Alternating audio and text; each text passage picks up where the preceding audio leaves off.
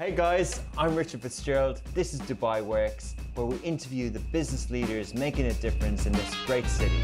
That business with scalability was very interesting to me. I like building something that has legacy.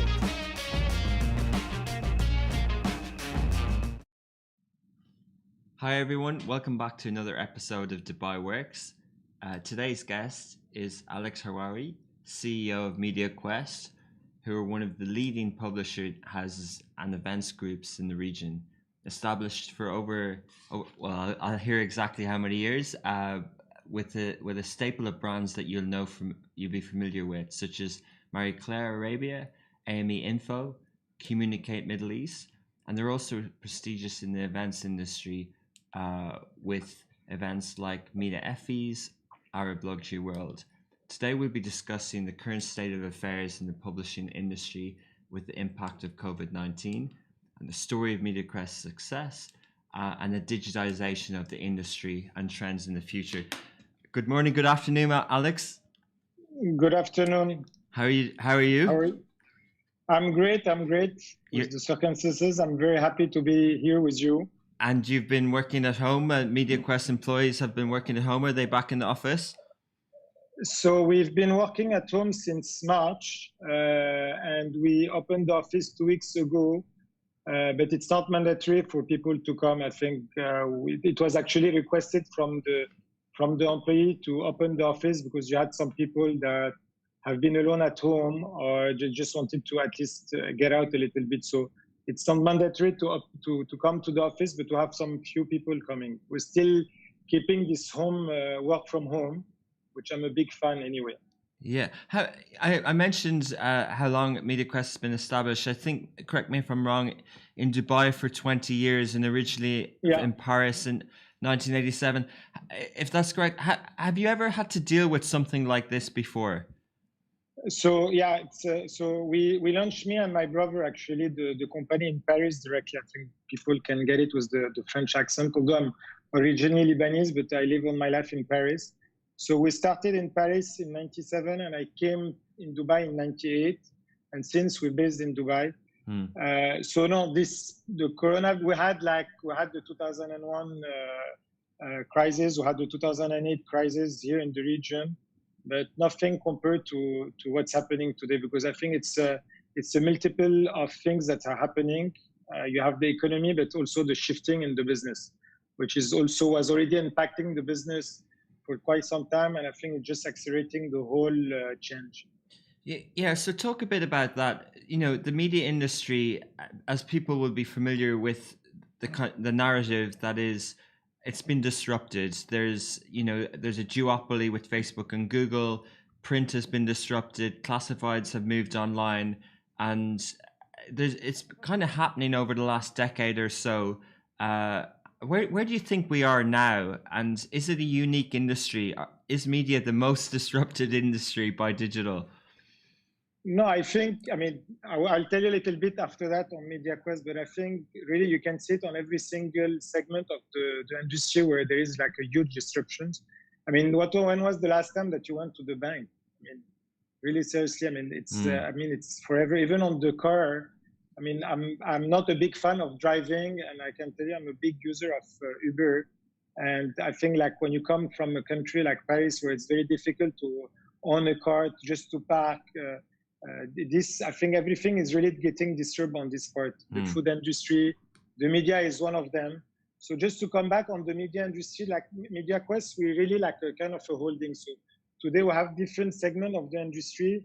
And Mediaquest, as such, we have the Mediaquest Corp, which is a holding that owns a couple of companies. We took the turn very early in 5 years ago. We launched the biggest marketplace in programmatic that we own. It's called MMP, which is the largest programmatic platform in the region. And it stretched from the Middle East all the way to Asia. And 2 years ago, we launched MIMOB, which is DMP. I'm a big fan of data. It's a pure player on data, which collect the whole first-party data and can push directly a footfall in the mall, and also directly download of app, push on the e-commerce. And then we have Mediaquest, which was the core of our industry, which was the publishing, which obviously is transforming. But I still believe in publishing in such is it's not about the printing, it's about the content.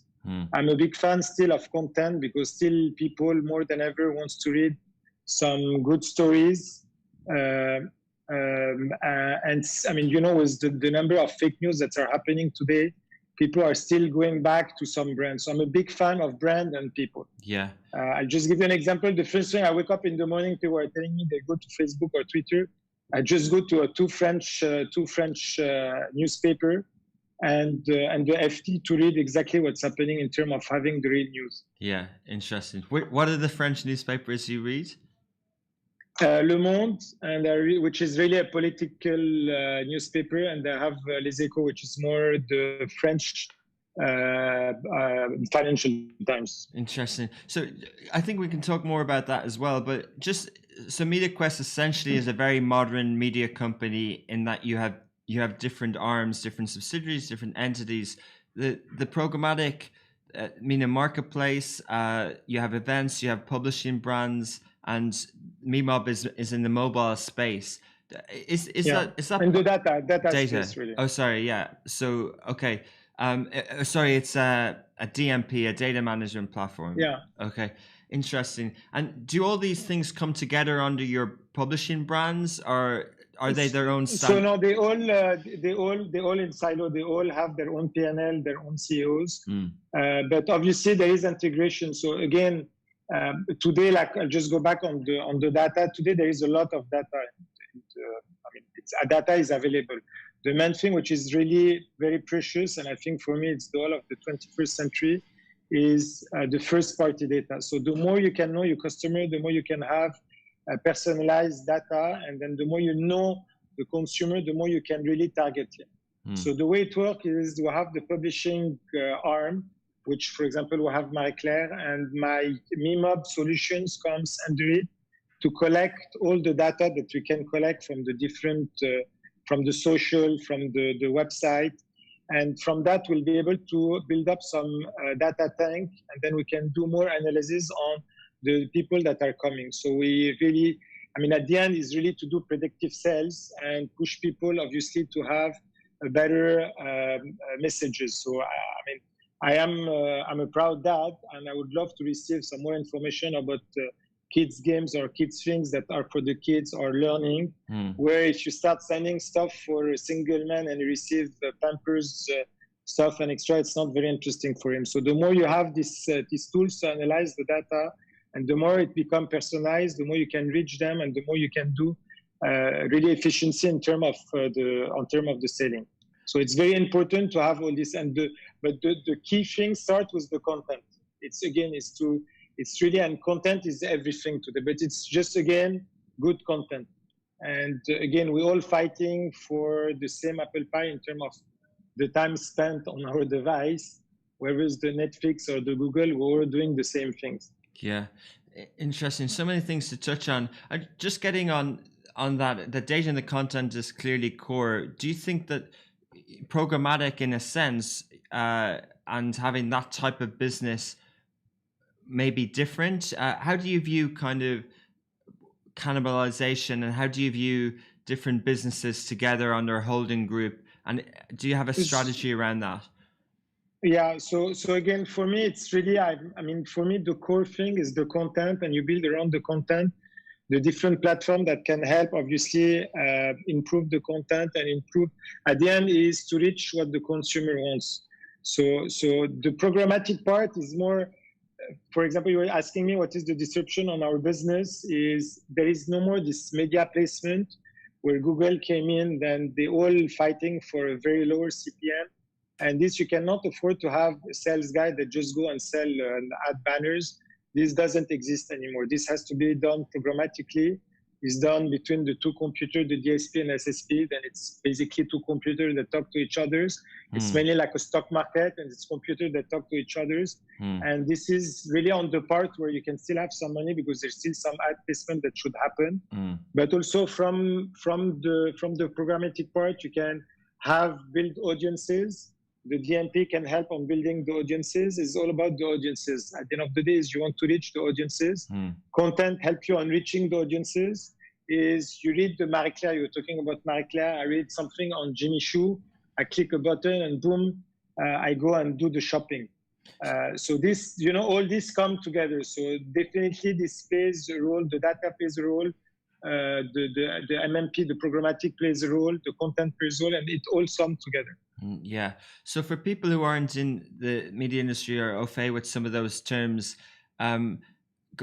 and related to, so, a DSP is a demand side platform, a supply side platform, and it's essentially, these are new entities, new technologies that have built up as the industry has been digitized.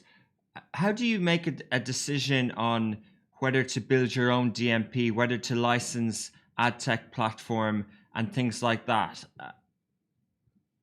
So, obviously, for me, I'm a big believer on owning your own IP. So you own your own intellectual properties. Obviously, today you have to just be a little bit careful on the way you invest on things, because everything is commoditized. And you come and launch a new platform, and tomorrow there is a new guy that in his garage and his warehouse or whatever, and just launch a better platform, cheaper platform, and you have to keep on pumping. So I think it's really like something that as an entrepreneur, Mediaquest acted like really as a VC. We invested over the last 15 years on more than 20 companies. We injected more than $15 million in different companies. And I just realized throughout the years that really it's about the brand and the people, because more than ever, there is nothing unique today. And it's just about the entrepreneur or the person which is behind that make it work. And obviously, if you manage to build a brand, and this is where you'll make a difference. I mean, look at what LVMH is just keep on building more and more brands, but it just make them a successful platform. Okay, that's interesting. Yeah, because, we see, as publishers, we see so many ad tech partners and people promising different things. And there's a huge software as a service industry. There's a huge cloud industry. And it's hard to know if these are any good, and will they add to your business, and will they be around in the future? So it's interesting. It comes back to brand for you. Yeah, for me, again, I keep on telling to my management team, it's really about, I'll call it the BP, it's really brand and people. I really believed from my experience on acting as a VC, we're invested in so many different companies, that the one that really succeeded was just about the person, about this entrepreneur. And again, it's not an easy ride to have your own company. I'm sure you're seeing that also from yourself. It's really ups and downs, but it's really the people that never give up and keep on also evolving, because it's not about just not giving up. It's also about trying something new sometimes, because you have to change sometimes direction to make it work. And it's just about this and building the brand. So on the publishing side, and I'm very glad that I have been surrounded by really great management team, because on all these different platforms that we have, it was different people that worked with me for the last 10 years or 15 years, and then move on the ladder and became the CEO of the different entity.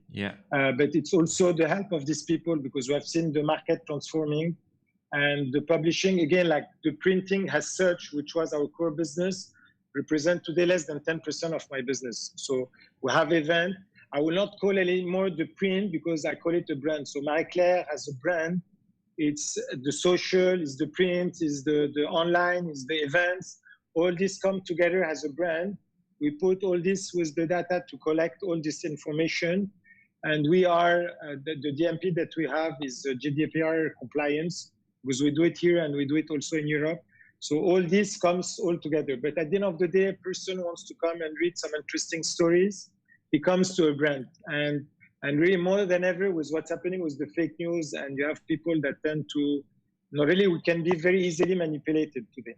So I think people tend to go back to brand that they trust. And again, today there is millions, for example, on the French news, millions of online players. But I still go to these two brands. Le Monde is 100 years old newspaper. I'm not sure about the years, but this is at least a 50 or 100 years old newspaper. But I trust the brand. and then I go back directly to the brand. Do you think, talking about the value on it, I think, the brands and legacy media brands is interesting. And, for example, social networks have been introduced as brands, whether they're media or not. But in the last 15 years, we've seen Snapchat, Twitter, Facebook, YouTube, but we haven't seen that many new media brands. And also the users are used to thinking that they can get content for free. Do you think, I saw something recently about Sony Music, when they IPO'd, they were valued last week at 12 billion, and they were purchased in 2013 for 3 billion, at the time where music was seen to be challenged economically. Yeah. And do you think we're at a stage now of media and content where it's actually at the lowest? And looking at how much people relied on media during COVID-19 in the last few months, that they actually, whether it's public service information or not, that they're actually realizing, as well as the brand with the content, that there's a value on media, more so than influencers, more so than, say, aggregated fake news, for want of better terminology. And do you think that, in an optimistic view, that the future is rosy, that there will be value now in brands and content?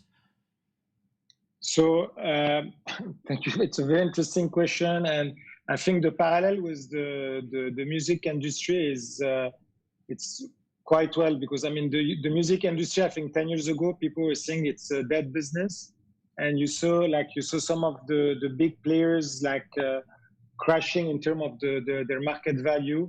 And I think today they managed to find the economic where consumer at the end managed to find what they really want on listening to a good music, but at a good price. And I think the streaming industry is just booming.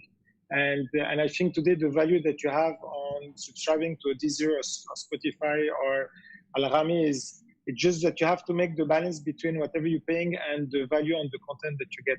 I think for our industry is the same. I think today people, you see the New York Times, for example, they managed to put a good model in terms of a PayPal, where a paywall, with a good price in terms of the subscription, and they managed to really recover in terms of the number of subscription versus the number of on the print that they were losing. I think it comes to an economics. I think Netflix managed to take the storm, the industry by itself, because they really put, you're just paying $10 to get a video on demand. It's nothing. And how much it was costing you to just go and take a DVD? It was costing you $10 for just one DVD. So it's just about the economics, and again, giving some good content. But again, people will go back to brands. I'm still a big believer in brands. I'm a big believer in data. Things will evolve, but I think today you just want, again, people want to own an LVMH. People want to own a Christian Dior. But what's the difference between my Swatch and the Patek Philippe? Is the brand, the image that you give. So, and same things on the content. People want to go to things where a platform that give you the right content, the right informations, the right movie, the right music. But yes, unfortunately, with the rise of the internet, people are used to get things for free, but they will be ready to pay if they have, the balance between what they're getting and the price that they're paying. Is it harder to change a legacy media brand to this new economics model, where the value is different, the price is different to the end user? Is it harder to turn it around? You mentioned the New York Times, and I think they had to take out a loan from Carlos Sim in 2010. They were really struggling, and now they're the darling of media. Everyone wants to work for them. Their proven model, I don't know, 1 million subscribers or something like that. But they obviously went through some pain to turn it around. Do you think that's a rite of passage? Do we all have to? Do all legacy media brands have to struggle for a bit? We know that Condé Nast, for example, are struggling. How do you is it harder to turn it around, or is it easier to launch in digital and have subscription from the start? I think it's difficult first to take a decision from a business that used to almost print money for you, which was doing extremely well, to just decide, it's time for me to just change. And this comes from the leadership. I think it's. I mean, look at Apple. I mean, as much as great was Steve Jobs, but he's really a leader that took a decision. And I mean, the iPod was not something new. I mean, it's just like improve the product and build the brand around it.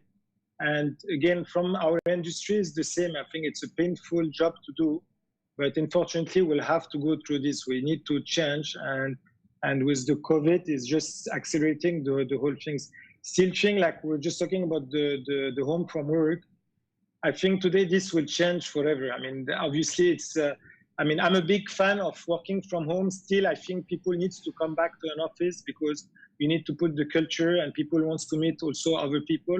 But people can be very efficient in at home if they can do. They can. I mean, for me, people can really work 4 to 5 hours per day and be more efficient than staying 8 hours per day in the office between the talking and extra. So, for example, I'll give you an example. We have a Lebanese office. We have around like less than 30 people. And it's mainly a back office. So we have a lot of the tech people and the content. And I was talking to my GM last year, and I wanted the office to be, I mean, by end of December 2020, I wanted not to have any more an office. So it's something that we were preparing ourselves. So we were already having the people working twice a week from home. And with the COVID, we just accelerated. And as of today, we have no more physical office in Beirut. People are working from home. They don't waste time in the traffic. They're more efficient. The work is working flawless. It's working extremely well. People are more efficient. And we're saving also the money on the cost. So this money that I'm saving, I can give it back more to the employee at the end. Yeah, interesting you mentioned it. I think it can work in that scenario with the traffic and maybe separate internet connections in Beirut, etc. But do you think, you mentioned the culture, I see some media companies and small businesses, once they kind of close the office doors, not only do they lose the culture, but they might lose the feel of a physical presence, and it might be downhill from there. Do you think there's a risk?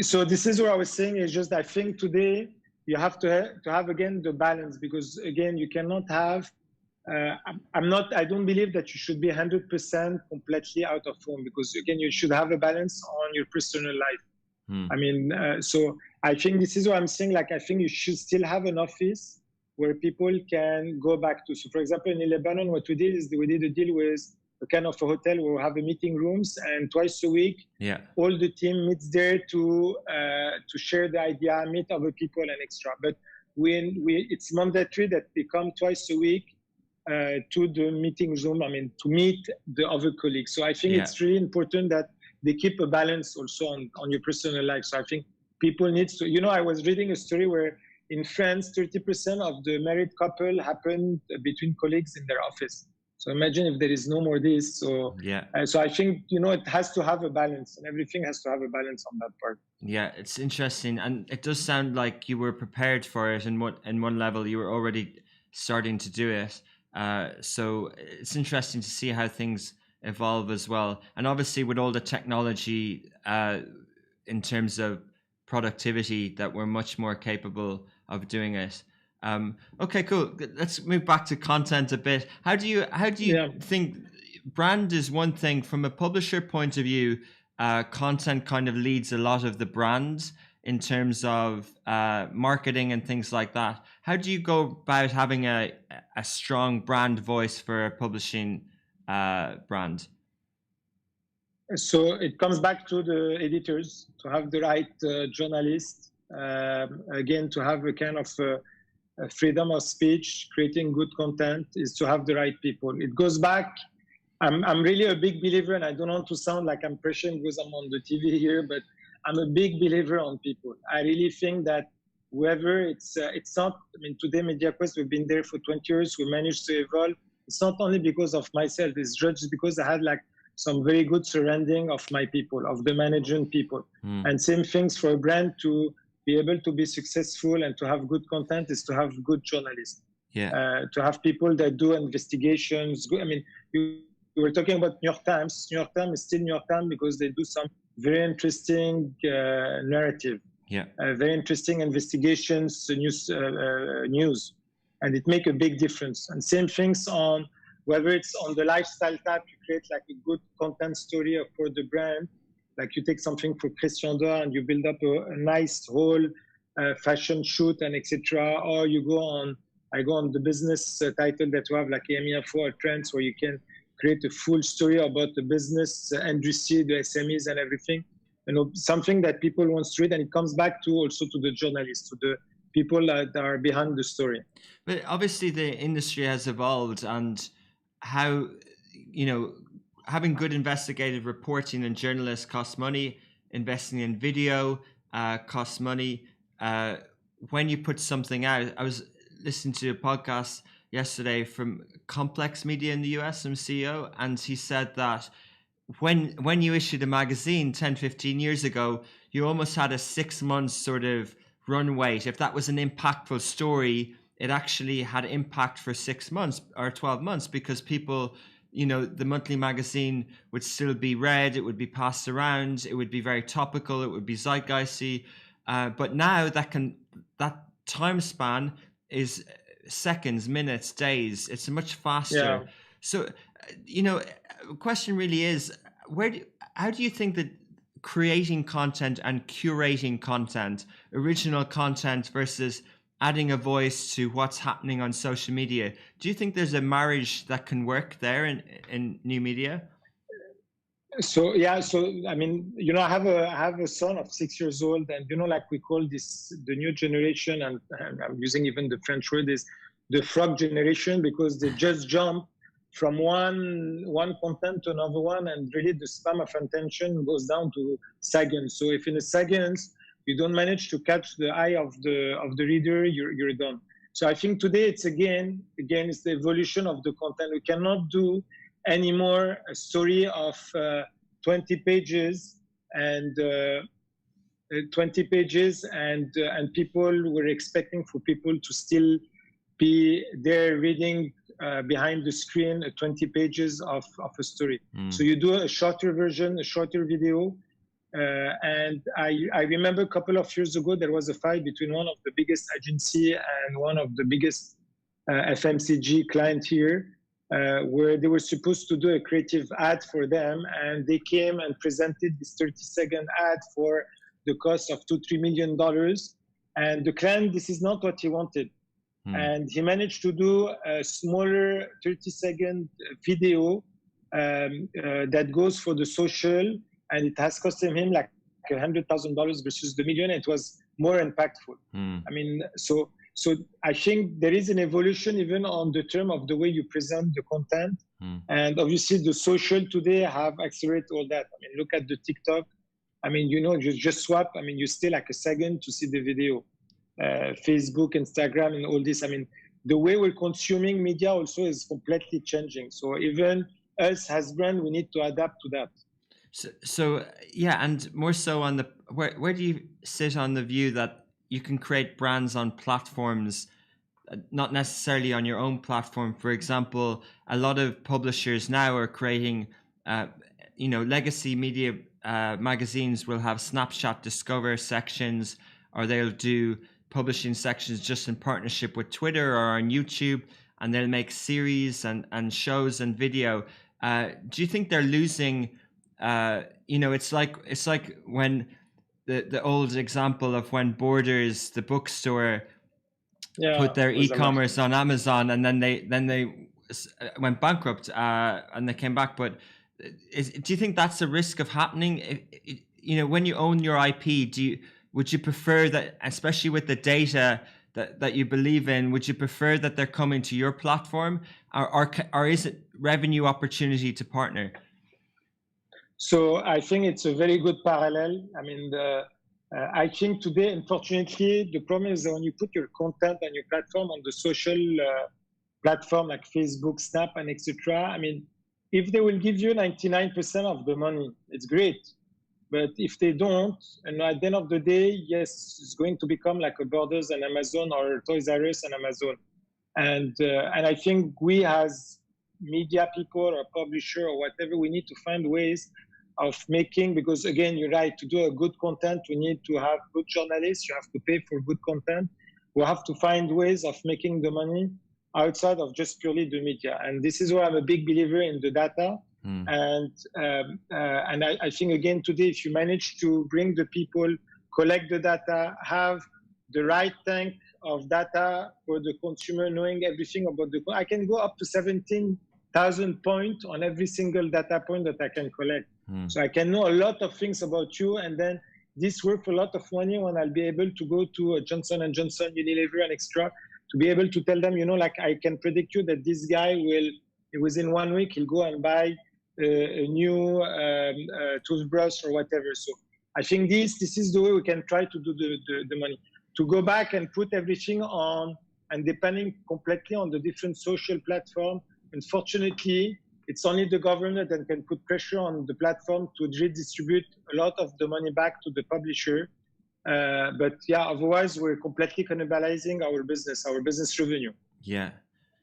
Okay, so on the data side of things, you mentioned the example of the video and the price difference between a TVC.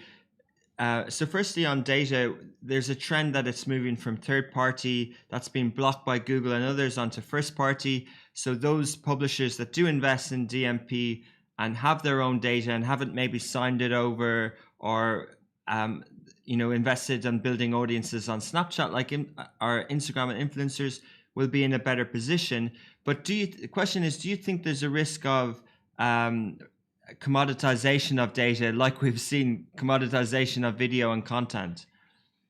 So again, I think today, again, as you said, data is everywhere, and third-party data is in billions. But the first-party data, it's something more unique. So and this is where the brand comes in.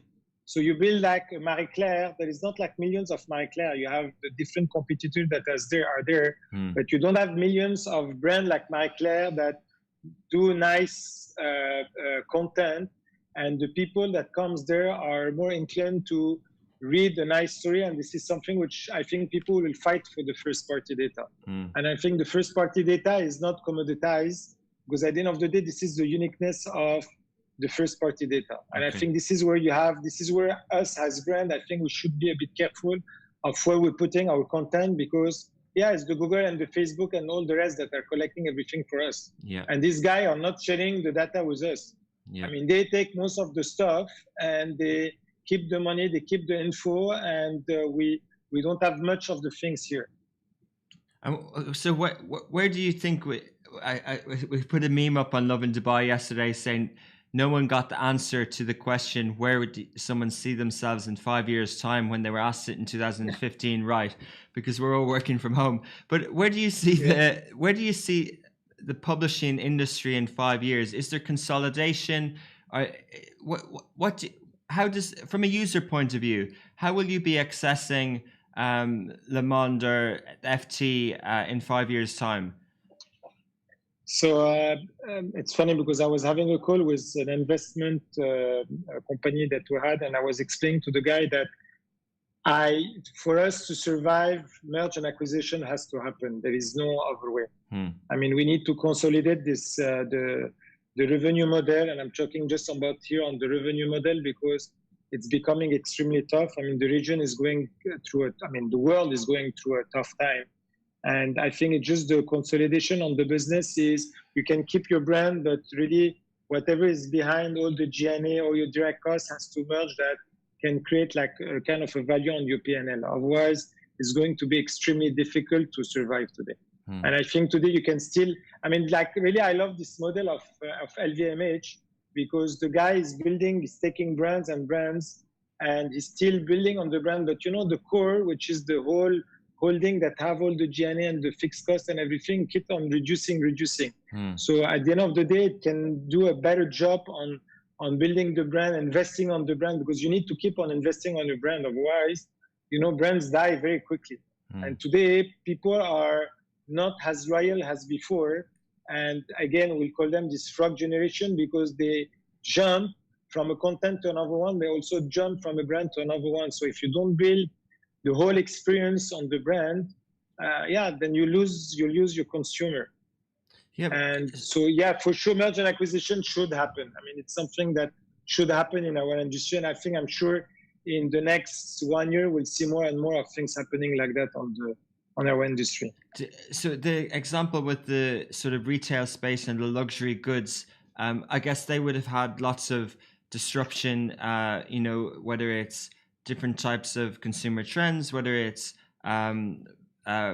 plagiarized or counterfeit goods, but they're still coming from a strong place where people do appreciate the value, and so it was possible to build up a holding group like that. Is it as possible to have a publishing group? Because many M&A has happened in the media space in other markets, and in this market in a way to try and counteract the big tech.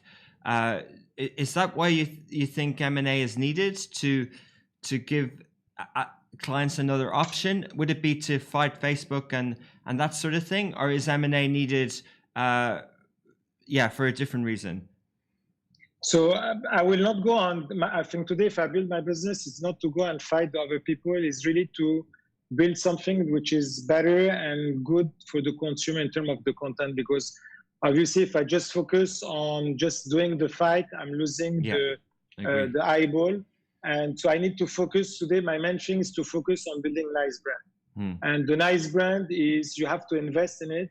And today I have to see my P&L, I need to see the economic, and I need obviously to see how I can reduce. So I think the work from home can help me this on reducing my size of the office, put more money back to the employees here. So there is things that we need to engineer different things here. I think today the big players, and I'll go back again to being French Lebanese, I have my eye really all the time on the French media. Again, I mean, these big groups have billions of dollars of cash reserve. They can just completely smash you.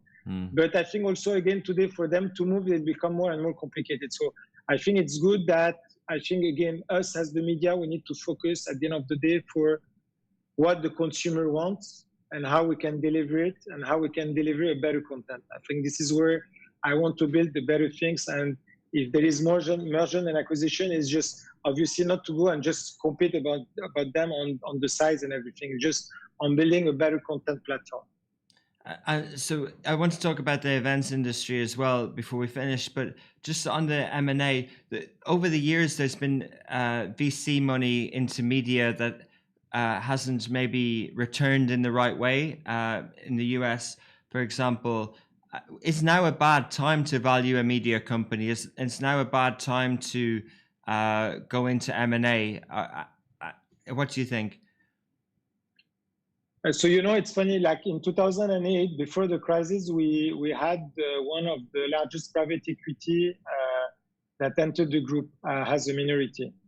And as I keep on saying, it was the best MBA for me because I learned to deal with, private equity people that just look at your profit. It was big battles from day one because, again, they were not having the same vision. I mean, again, on the media, and you have to go invest some money and keep on investing before you build something and before the return comes.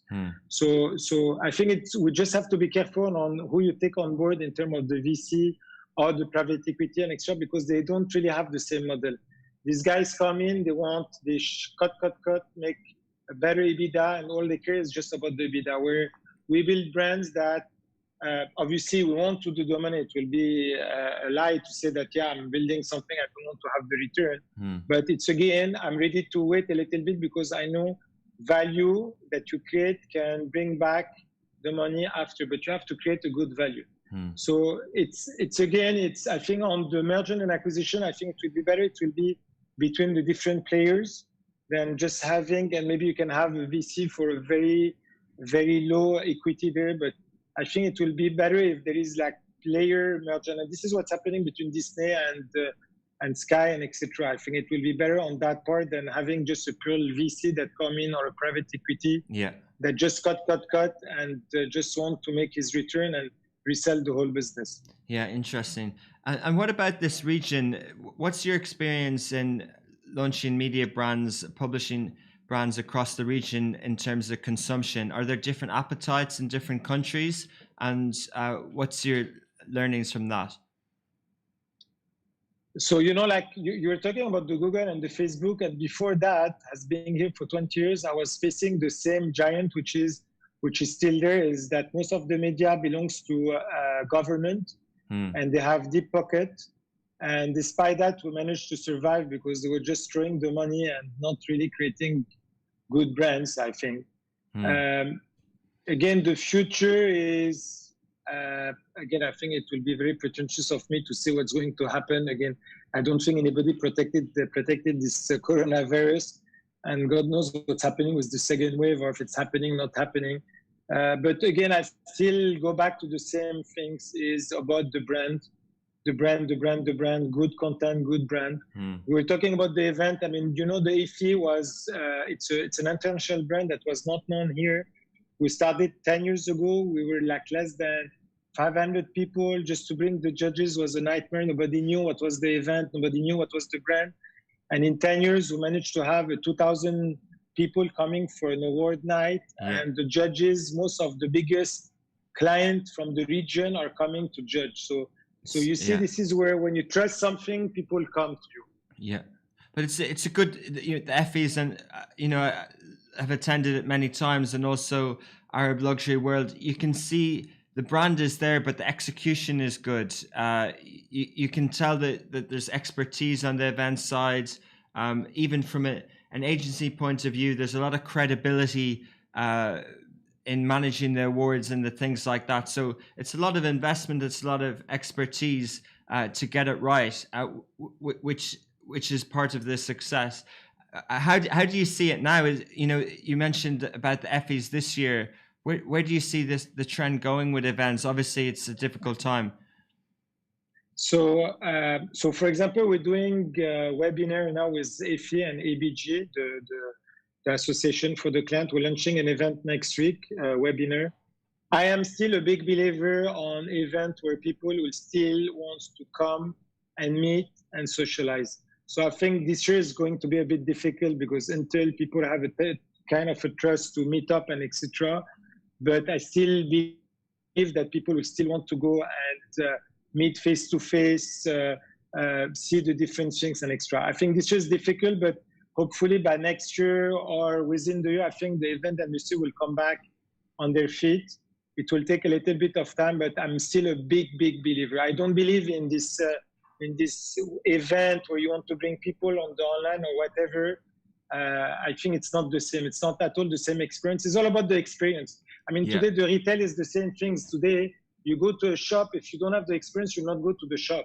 I mean, I wanted to shop like before the corona. I went to a store to buy something on an electronic store. But I was asking a question because I was not able to find something. And the guy was not able to give me an answer, was not even interested to help me. He lost me. I just put my foot out of the shop and I just bought it on Amazon. So it's just about the experience. The retail is the same.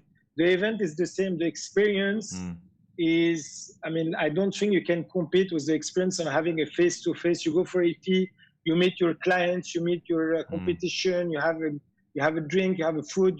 The whole experience is very joyful. Whether it's on the online is not the same. So I think on that, even the concert or whatever, I think this has still a good future. Obviously now, I think maybe for a year or 1 year or 2 years is going to be a bit of a struggle, but I think it will come back. So you don't think the same thing is going to happen with digital subscription and online media in the event space in terms of we'll all be attending digital conferences at a lower price point than attending a real event? No. How many digital conferences did you attend for the last 3 months? I haven't attended many because I've been busy, but I've been invited to many webinars. There hasn't, but it's a good point. But there haven't been many good digital. The execution isn't good.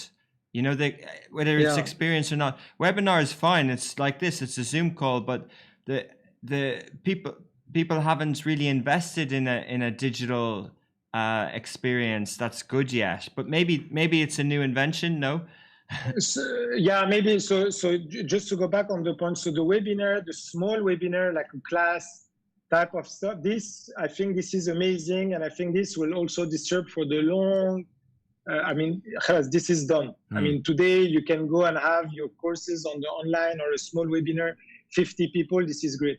But the big platform, like you do the Cannes Festival, you go and do the one that's happening in Portugal, the Web Summit, or the Mexico, etc. I think just the experience is so different. I mean, just you meet, like, it's just about meeting. At the end of the day, the conference is about also meeting, opening your eyes of different things. Yeah, you learn so much more. Maybe this will change. And as you said, the experience, maybe there is something that has to come on that space that will give you, maybe with the eye experience, I don't know, there is something that will happen but I don't think this is happening today. Maybe in 5 years from now, the experience will be so amazing to be on online, where you feel you're a part of the whole experience. It's all about the experience. But I think today we don't have this yet in our field. And I guess the digitalization of events isn't just virtual events. It's having digital touch points at physical events, and there's innovation there as well. It's innovation. It's again, it's you roam around the different conference, you see like something that you haven't seen or you're not ready to see. Where you go on the digital part, you have to be prepared. And it's not the same experience. Maybe I'm too old for that, but I think it's today, as you said, it's just about the experience. And I don't think on the event part, I'm talking about the big event, not the small webinar, the class type. This is not yet there. So okay, cool. So where is with your magazine, Communicate magazine? How do you see the advertising trends for this year? Is it related to the economy? Are we talking? Is this going to be a very bad year? Do you see it as a rebound at some point as well? No, I think the rebound will take a little bit of time for simple reason. It's just that today, for example, versus that country where they had the kind of a caution where the government really came and helped people. Most of the people didn't lose their purchasing power. Here, unfortunately, in the region, it was really a bloodbath. People lost jobs. People lost purchasing power. I think most of the people that I know have had cut salary. And this goes from 20 to 30%, even to 50%. And obviously, you'll be more cautious on spending. So I think from the media industry, this is going to be a rough, 2 years before things get back to the normal. I think the region to bounce back needs to go back to what it used to be 20 years ago. And I'll talk about Dubai, where the problem of Dubai is to do business in Dubai is too costly. I still believe in Dubai. I still believe in the region, in Saudi and extra. But because there is no alternative to Dubai today, but to do business in Dubai is too costly. I mean, it's just crazy. I mean, if they manage to go back to what it used to be 20 years ago, then it will be a winner again. But again, today, Dubai live on tourists. Today, there will be maybe 100 tourists that will travel the world, and every single country will go and fight for these tourists. So they will go and give cheap rate for the hotel, for everything. And Dubai is still a very expensive place. Just to go back on the media industry also same. I think the creative industry has a bit more stamina to last because they have fees that they charge to the clients, and there was some creative work that was still happening. The media industry, I think, are suffering as much as us because although we all seen our audiences growing, but there is no media spend. So obviously, I think the media industry will also have to change. I mean, the guys, all these media players, they will need the media agency. I think they need to change. I think they had a lot of fat, and unfortunately, all this has to change also. Can you explain that a bit more? Which part? On the media agency, for example, I'm seeing they had how many people that were managing a client and everything, and I think all this needs to be reduced. I think for the next 2 years, we'll see, unfortunately, a lot of layoff from the media agencies. Efficiencies on staff and resources. You talked about the costs of Dubai. Do you think many of the costs here aren't regulated, as in their market dynamics? So potentially this period will drive prices down, and maybe that will stay longer. And do you think that might happen? Because it kind of takes two to tango a bit. We're all part of, we all, supply and demand. We all paid those prices, for example. We all gave those benefits to staff and things like that. Whereas we mightn't necessarily have done that in other countries in the region. So do you think there's a leveling out going to happen as Dubai matures? I think for me, for Dubai to bounce back, the price has to go down, and I think it will happen eventually. I mean, it cannot sustain the way it is. I'm still a big believer in Dubai. Again, today people are saying like tax. And again, I come from, being French, I come from France where I pay 50% of tax on my revenue. So it's great in terms of crisis because obviously you got the caution by the government helping you on that. Yeah. Obviously, I came here for, the first things for me to come here was really for tax reason. And I understand that the government cannot come and help you because we're not paying tax. But I think today they can regulate a little bit, couple of things, schooling, retail, rent, and etc. to just push price down, and it will have an effect. I mean, today, I was trying to renegotiate my rent for my office, where I have nobody for the last 4 months in my office, and the landlord said, no, I cannot reduce. So I paid 4 months of rent for nothing. And I understand the guy because the guy didn't help because he has a loan, he has everything, and still have to pay his dues. And on the other hand, I cut my salary for the people. So my fixed costs are still the same, but my salary cost has reduced. Yeah. So unfortunately. But potentially that's sort of an anomaly in terms of, as they say, a black swan moment with coronavirus. But in general, if the regulation comes in, then there's not free market dynamics. There's not that sort of price setting between two people. No. Okay, I think we've lost you, Alex. Yeah, okay, cool. So we're just coming up to 50 minutes and we're finishing up. He might come back. Technically, it worked excellent up until now. Alex, if you can hear me, thank you very much for being the guest today. Best of luck with coming out of coronavirus and over the summer, and looking forward to catch up soon. Thanks, everyone. Bye. Hey guys, I'm Richard Fitzgerald. This is Dubai Works, where we interview the business leaders making a difference in this great city. That business with scalability was very interesting to me. I like building something that has legacy.